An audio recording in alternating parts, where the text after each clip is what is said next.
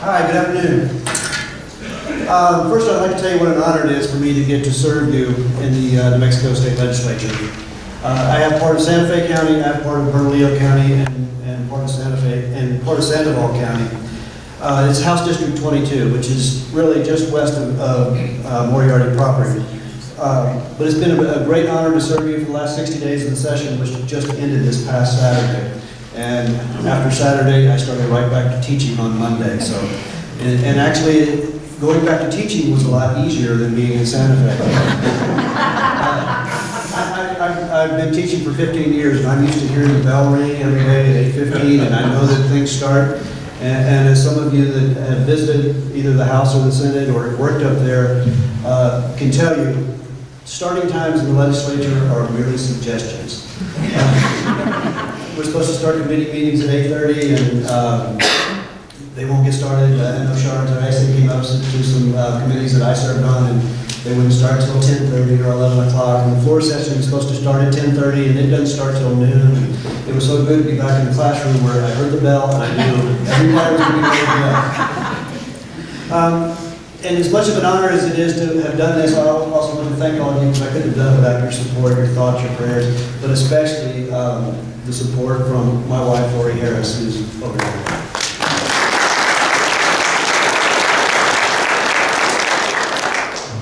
Charlotte Tracy asked me to come up and tell you a few things about what happened during the session. And before I do that, I also want to apologize to any of you that might have emailed me. I wasn't ready for the number of emails that you get as a state representative. I was getting 300 a day. And so you'll eventually hear from me if you haven't, but I apologize on emails. In retrospect about the session, I want to tell you that sometimes the legislation that is not passed is more important than the legislation that is passed. And I want to tell you about a few things that we were able to actually keep from passing, which would have been worse than the legislation that could have happened. The first one that I would tell you about, House Joint Resolution 1, which some of you probably heard about that, but that was a raid on the permanent fund. And it was spun a lot of different ways about how that was going to help education, but it was not. It was a raid on the permanent fund, and a lot of us just stood up and said, what part of permanent do you not get? Another bill that was introduced was House Bill 120. It was a 6-year moratorium on new school buildings and on new charter schools. But we stood up and said, we don't want to be 49th in the nation in education anymore, and we're not going to put up with the status quo. So that was another bill we were able to stop from happening. And then the thing that bothered me the most was the night before the session was over, one legislator put an amendment onto the capital outlay bill.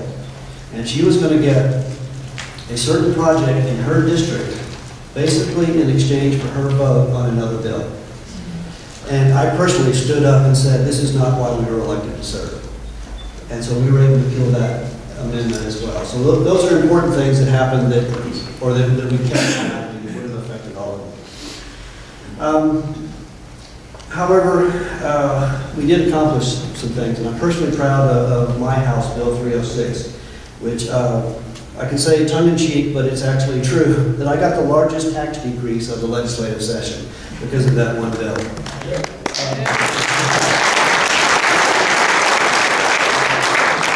Unfortunately, it only impacted the people that are my constituents that live in Cedars, but they were being unfairly taxed by the Eastern Sandoval County Arroyo Flood Control Authority. They were being taxed for flooding that occurs in the town of Bernalillo, but flooding that they don't cause. The authority had on its side legal counsel, a full-time lobbyist, and a powerful Democratic committee chairman. On our side, we had a group of passionate residents from Placitas and a freshman legislator who understands the story of David and Goliath.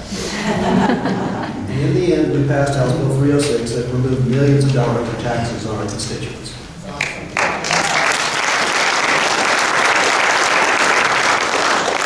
And as a high school teacher, I plan to be involved in changing education in New Mexico. But what I didn't expect to find was so many people who are willing to accept mediocrity. I was constantly amazed that despite New Mexico ranking 49th in the nation in education, people tried to block any meaningful change. The one bill that I co-sponsored was the one that and it passed, was the grading of schools. Now, you probably heard about that, an A, B, C, D, F grading of schools. And why would something that seems that simple be that important? Well, right now, schools are graded according to AYP. AYP is very difficult for most people to really understand what goes into the formula that determines whether you make AYP or not. However, everybody understands, because we've all been to school, what A, B, C, T, and F mean. But you can't really legislate things like parental involvement. However, if parents know that their school is getting a D grade, I believe that parents will get more involved in their child's school. They'll call up the school and say, how can I help? They'll call up the teachers and try to help. And that's the number one indicator of whether or not a student is going to be successful is parental involvement. And so I thought the grading of the schools was imperative that we got that through, and we did. One thing I campaigned on, which was on social promotion, ending social promotion.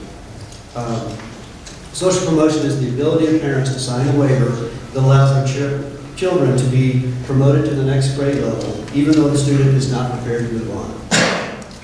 I wanted to eliminate, personally, social promotion at the gateway grades of 3rd grade, 5th grade, and 8th grade, and I tried to include math in addition to reading. But the bill got watered down in committees to just 3rd grade reading level, and before it was all over, it was defeated because there were people that thought we couldn't afford to hold students back economically. That's wrong. But I don't accept defeat, and I'll keep fighting to make education better.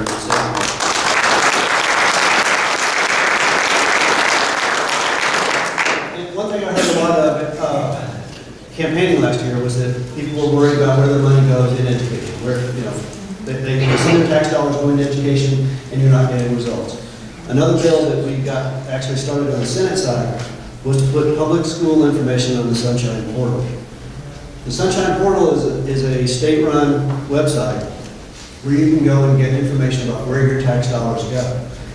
But for some reason, education dollars were not included in that. But now, as soon as the governor signs it, we will have public school education information on the Sunshine Portal, and that should happen soon.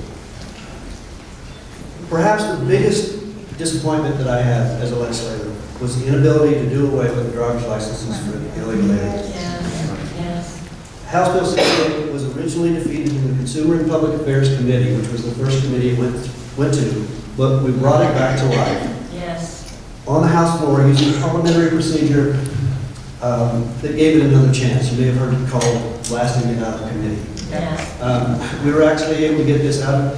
It was tabled in committee, got it brought to the House floor, and the term was blasting it out of committee, but I personally called it the painful extraction because it took over 2 days on the House floor, but we got it passed through the House. Unfortunately, the Senate gutted it. The Senate, in fact, that's why I learned where I learned the term killing fields associated with the Senate, because the Senate can do some of that sort of thing. They can kill some bills, and that was one they killed because they took away the requirement to have a social security number attached to a driver's license, and that defeated the whole purpose of it. Exactly. But this desire to take away the illegal aliens driver's licenses will not go away. And neither will the idea that you need to prove who you are when you exercise one of your most basic rights in America, the right to vote.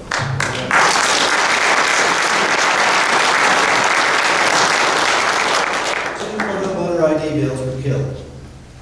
But this we won't forget, because in 2012, the people that killed them will have to answer to the voters they refused to protect. Yes, that's right. Yes. So,